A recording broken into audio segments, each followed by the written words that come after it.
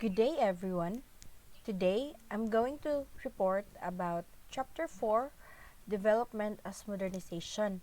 My topics are historical stages of modernization, modernization surfaces, and critics of the modernization approach. The objective of this report is to discuss the five historical categories of modernization, discuss the development theories in geography, explain the surface of development in modernization, and explain the theories of the critic of the modernization approach.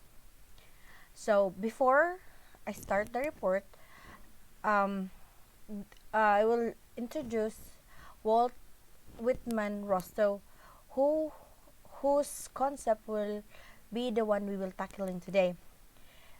So, Walt Whitman Rostow was born in 1916 and he died late 2003. He was a lecturer in economics at Columbia University, and during the presidential election campaign of the year 1960, he became a member of John Kennedy's team. After Kennedy's election, Rostow resigned from the MIT and functioned as security advisor and later in the U.S. States Department of Foreign Affairs, as Chief of Staff of Political Planning.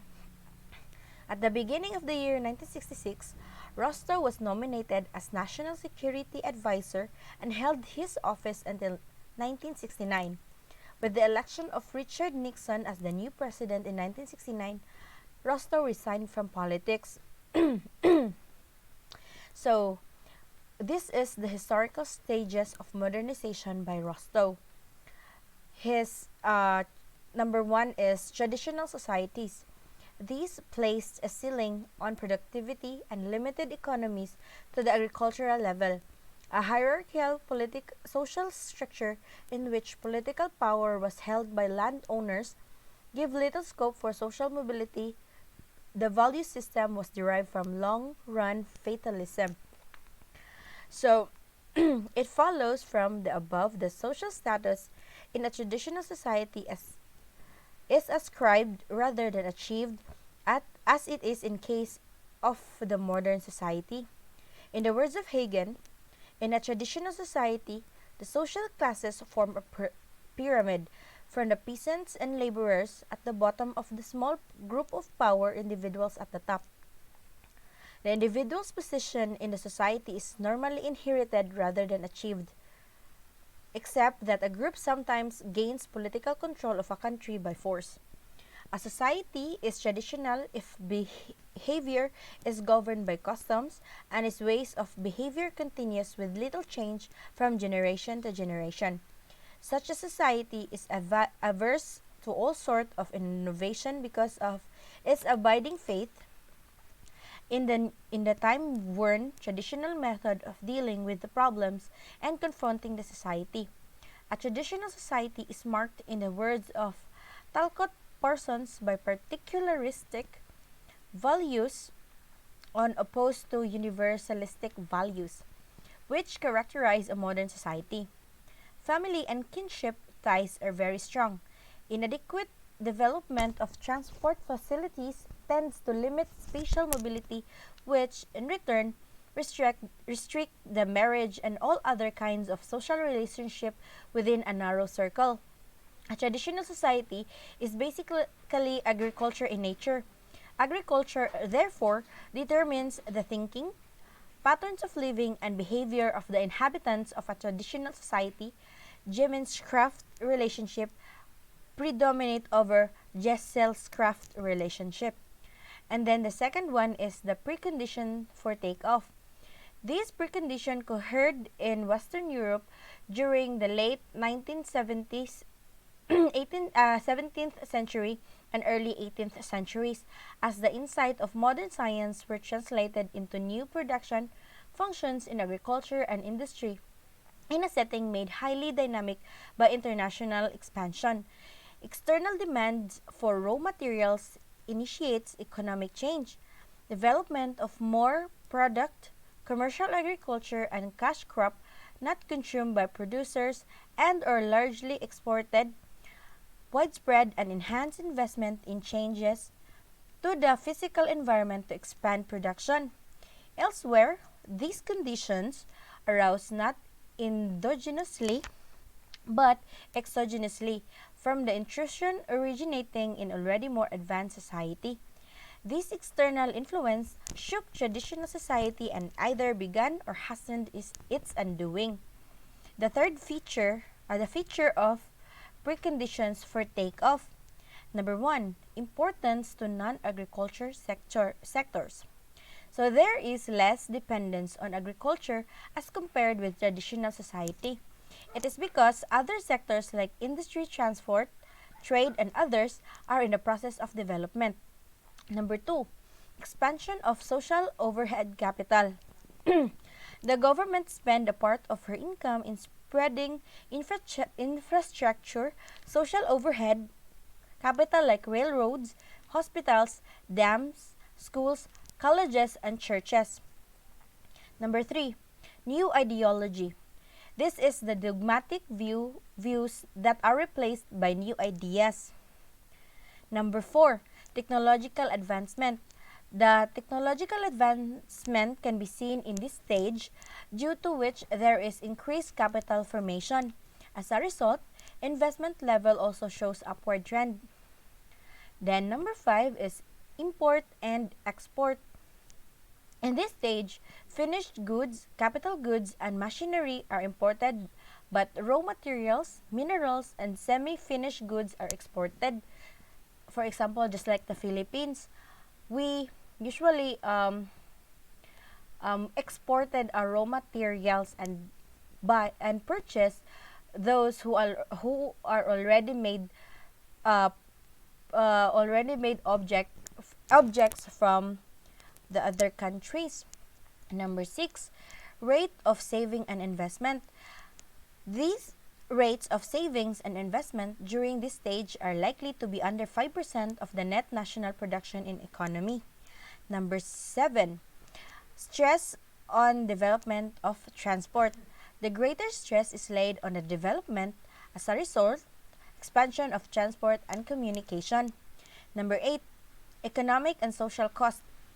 A part of the government revenue is devoted to the construction of roads, dams, bridges, besides schools, hospitals, and research institutes. So there is development in infrastructures, and the ninth is decline in birth rate. Birth rate starts declining in this stage. This is because the demand for workers starts reducing. People are less desirous of enlarging their family size. And last is the change in views. There is a perceivable change in the views of the people. They become confident of increased production with appropriate utilization of the resources. And the third stage would be the takeoff. During takeoff, the rate of effective investment rose from 5% of national income to 10% or more. New industries expanded, profits were plunged back, urban industrial employment increased, and the classes of entrepreneur expanded. New techniques spread usually from industries to agriculture, and within a decade or two, the social and political structures of society were transformed so that steady economic growth could be sustained. The first takeoff unfolded as a synthesis of two linked features of post-medieval Europe: the, ex- the external, which is the geographic discoveries of the Americas, and the internal development of the modern science like Newton's physics and steam engines. The great watershed in the life of modern societies, when blockage and resistance to steady growth were finally overcome. So this was the takeoff. And urbanization increases, industrialization proceeds, technological breakthrough occurs. The secondary or the good producing sector expand, and ratio of secondary versus primary sectors in the economy shift quickly towards secondary. The main feature of the stage is rapid, self-sustaining growth. Takeoff occurs when sector-led group growth becomes common and society is driven more by economic processes than tradition. At this point, the norms of economic growth are well established and growth becomes a nation's second nature and a shared goal. The first takeoff that unfolded is the Americans. The textiles and apparels are usually the first takeoff industry, as happened in Great Britain's classic industrial revolution. An example of the takeoff phase in the agriculture is the revolution in the 1960s. The fourth is the drive towards maturity. The drive towards maturity occurred over a protracted period of time as modern technology spread over the whole front of a country's economic activity. 10 to 20% of the national income came to be reinvested in the economy. Growth outstripped an increase in population and productivity per capita increases. Diversification of the industrial base, multiple industries expand and new ones take roots quickly. Manufacturing shifts from investment-driven or capital goods towards the consumer durable and domestic consumption. Rapid development of transportation infrastructure and infrastructures like new cars, trains, and ships, or from so also there are large investment in social infrastructures like schools, universities, hospital, etc. Then the fifth is the high mass consumption. High mass consumption was the final stage where the leading industrial sectors become durable consumer goods and services, like automobiles. Real income rose to a level permitting a large number of people to consume a level far in exceed of need, and the structure of the workforce changes towards the urban skills and office types of employment. Basic force propelling a society along the historical path is technological developed in the context of social, cultural, and political conditions suited to modernization. The policy implication of Rostow's stages theory were clear. Traditional societies wishing to develop had to copy the already proven example of the West. Backward and traditional societies should encourage the diffusion of innovation, from the advanced modern societies should adopt freer market as the mode of economic integration and should welcome US aid investment and corporate involvement. Next topic is the modernization surfaces. So, what is modernization surfaces? This kind of historical schema can also form the basis for geographic models of development.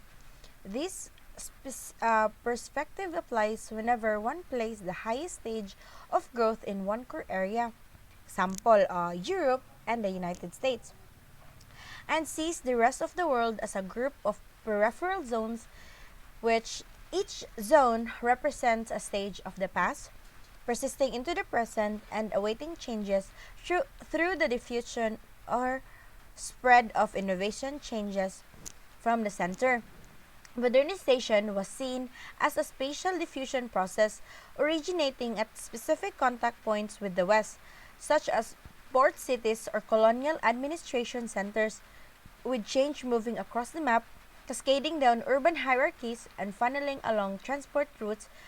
This process could be measured by looking at the spread of modern institutions, like schools or medical facilities, and mapped as modernization surfaces. So, these geographic versions of diffusion theory were then synthesized with ideas from the main body of modernization theory to produce a geographic of modernization. In this view, third world countries were isolated, parochial, and technically primitive subsistence economies where disease, hunger, and malnutrition were daily problems. So, there are 9 levels of modernization. And what is this? Number 1 is the development of transport networks. So, transport networks belong to the wider category of spatial networks because their design and evolution are physically constrained instead of non-spatial networks such as social interactions, corporate organizations, and biological systems, which are usually constrained by other factors and where space play a lesser role. And number 2, The expansion of communication and information media. Inventions have been made specifically for communication processes and purposes, focusing on making the whole process easier and wider in area reachability. As we all can reflect on media nowadays, it is no wonder why technology has played such a huge role in society and affected us. So, examples of media, cell phone, laptops, computer, and communication devices. And the internet is a very reachable today because social media and interacting via internet is the new mode of communication these days. So 3 is the growth of integrated urban system. This is the process whereby middle class people move into inner cities to buy derelict building and redevelop them into high class residential areas. And then the number 4 is the breakdown of traditional ethnic compartmentalization. We are experiencing cultural change on a scale and at a pace that is unprecedented in human history. And as humans, we are capable of coping up with the dynamic of our culture. Number 5 is the emergence of money economy. One of the greatest achievements of the introduction of money was increasing and speed of which business, whether mammoth slaying or monument building, could be done in a snap. Number 6, the development of education. So, modern system of education in Europe derive their origins from the schools of the High Middle Age. Most schools during this era were founded upon religious principles with the primary purpose of training the clergy. Number 7, participation of non-parochial forms of organization and activities. Modernization is on our doorstep. Our approaches when it comes to forming and managing organization and staging activities also changes. Number 8, proximity to or and interaction with urban core acting as concentrators, adapters, and distributors of modernization. Adapting to new things, new invented gadget, high-speed communication and fast travel, online banking and shopping, and no paper policy are the examples of number 8. So, last but not the least, number 9, the physical or geographic mobility. The prospect of gainful employment in another region leads to movement to capital on new opportunities and resources unavailable in the regional community. Perceptions, gaps in prospective incomes, availability of accurate information, and geographic distance all play a part in the decision to migrate. Even their reason to migrate is also the healthcare system when the hospital is too far away from the community, and then schools and university who is placed on the other side of kind of community. So the last topic would be critique of the modernization approach. This modernization theories expresses an entire system of European attitudes towards the world. So there are 3 European approach that is listed. So first is the sociological theory of modernization, especially that idea that progress means replicating the experience of the West underlies most conventional development theories, including contemporary neoliberal economic policy. This notion of societies structured by similar functionally based process is a political as well as theoretical statement. Spencer's fertility population density theory about naturalism stresses the superior social system developed in rich natural environment. With Parsons, we find naturalistic theory updated through appeal to the finest intellectual of the 19th and early 20th centuries like Weber, Durkheim, Freud, together with the integration of post-World War II development in system theory and cybernetics. Then, the structural functionalist version of modernization theory, the rise of Europe, is viewed as naturally inevitable, so that with Russell's stages of growth, global economic growth is advisedly reduced to merely copying the distilled experience of the West. Structural functionalism, together with its offshoot, modernization theory, came into prominence during the post-World War II period, the era of Cold War competition between the West and East of the Marxist team in the United States, with its political disciplining of social sciences. So the message of the West and to be deeper and far more subtle, and it was this: there is no inevitable process leading from tradition to modernity. Follow it, and you too can have everything that we Americans possess. Your inescapable destiny is to follow our example. Don't resist destiny. So, do we believe in this theory? So, the radical dependency theorist Andre Gunder Frank was particularly effective in exposing the politics of Rostro's theory of history. So, Frank is a known critic of Rostro's stages of modernization theories. First, Rostro described all backward societies in the terms of same uniform traditionalism. So, in his typology, Imperial China, Aboriginal Australia, Mayan Central America, and the tribal civilizations of Southern Africa, along with feudal Europe, were all basically the same. This typology denied the specific pre-capitalist histories of diverse third world societies, reducing them into common backwardness. Second, the social developmental history of Euro-America was generalized into a sequence of stages of economic growth. This growth and all that society had to follow, in contrast, pointedly asked, how could history repeat itself when Europe's development had already altered the context in which historical events occurred, like colonialization? So, the third is high mass consumption of the US type was propagated as the end point of all development. Yet many people wish to live well without the social and environmental problems associated with over-consuming societies.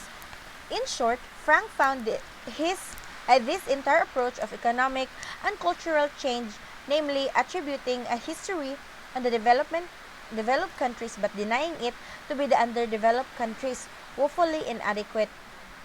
Example, American Dream.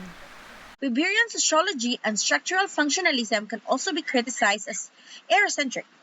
So, the Marxist historian Martin Bernal argued that Bronze Age Greece was heavily influenced by Afro-Asiatic and Semitic cultures and was not an independent invention. A Greek miracle that set everything in motion. So, cultural elements like philosophy and religion that were derived from these sources after undergoing development and combination comprise the main components of modern society. So, Bernal argues that an earlier ancient model that had acknowledged the strong Afro-Asian influence on Western civilization was downplayed during the 19th century in favor of an Aryan model that conformed better with the racialism and imperialism of the time. So, if you heard Aryan model, this is a Western notion of an Aryan race. It is a prominent. It rose in prominence in the late 19th to 20th century racialism, and the notion of an Aryan race became closely linked to Nordicism, which boasted Northern European race superiority over all other people, an idea most notably embraced by Nazism. So by the end of World War II, the word Aryan had become associated by many of the racial ideologies and atrocities committed by the Nazis. This Aryan model is, by the way, a concept that is used by Hitler to reject the Jewish race and annihilate those Jewish people that live in Germany. So, um, he believed that those concept was actually Eurocentric because it promotes superiority of the European. However, there's this critic of Bernal that goes that complained that the Black Athena was pernicious because it served as political purpose hostile to the culture of scholarship and that it had the same moral and scholarly authority as the Aryan science of Hitler's Third Reich. So, the Afro-Asianic roots of classical civilization, its 3 volumes, first published in 1987, 1991, and 2006, respectively, is a book by Martin Bernal. He discusses ancient Greek in a new light. It is clear that Greece did not care much about Bernal's politics. In a parallel argument to that of Bernal, the geographer James Blunt compared Eurocentric ideas about self-directed growth with third world ethnocentric models in which the world should be seen as multicentric. So, a third world understanding, Blunt said, sees the world as a multi-centered complex manifesting relatively equal levels of development. Europeans as plunderers of the New World, or European discoveries being solely to the fact that Liberian centers of expansion was closest to America. The flood of bullion, where they plundered gold and silver into Europe, and commercial, industrial, and scientific technology developed based on these raw resources.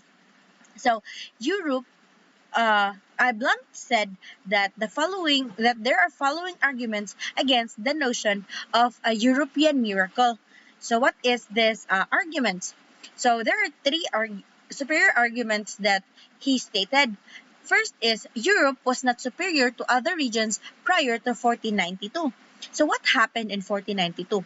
Europe has no advantage over Africa and Asia as to level, rate, or even direction of development. The selective rise of Europe began after 1492 and resulted primordially from the capital accumulation of colonial activities, mainly in the Americas. Number two, colonialism and the wealth plundered from third world societies were the basic factors leading to the rise of Europe. Colonialism is not a modern phenomenon.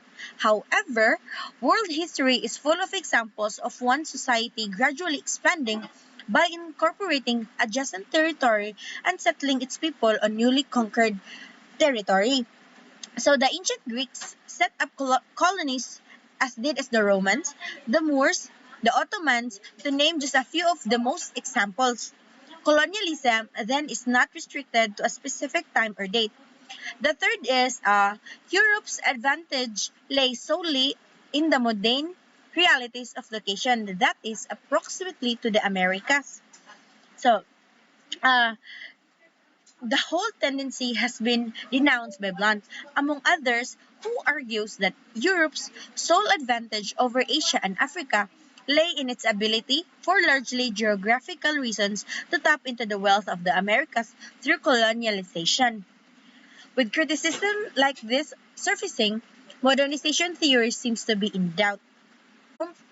And because now we don't know really is right and what theory has its right basis. And then the conclusion is loyalty to the past makes it blind to the scope and promise of non-traditional way of dealing with the problem of society. However, the basic force propelling a society along the historical path is technological development, but in the context of social, cultural, and political conditions suited to modernization. The sociological theory of modernization, especially the idea that progress means replicating the experience of the West, underlies most conventional development theories, including contemporary neoliberal economic policy might not be the only way to progress. Many of the economic and sociological theories implicitly recognize the uneven development of modernization process, even if they are based on the Western concept. Modernization was seen as a spatial diffusion process originating at a specific contact point with the West, such as point cities or colonial administration centers, with change moving across the map, cascading down urban hierarchies, but the change amid these seas are the tradition inclined islands of progress now. Nonetheless, whatever the change the future is proposing and whatever the West influence our society, it is still better to focus the development in our own nation, mix with our own history, and never disregard the roots of our society. Thank you for listening.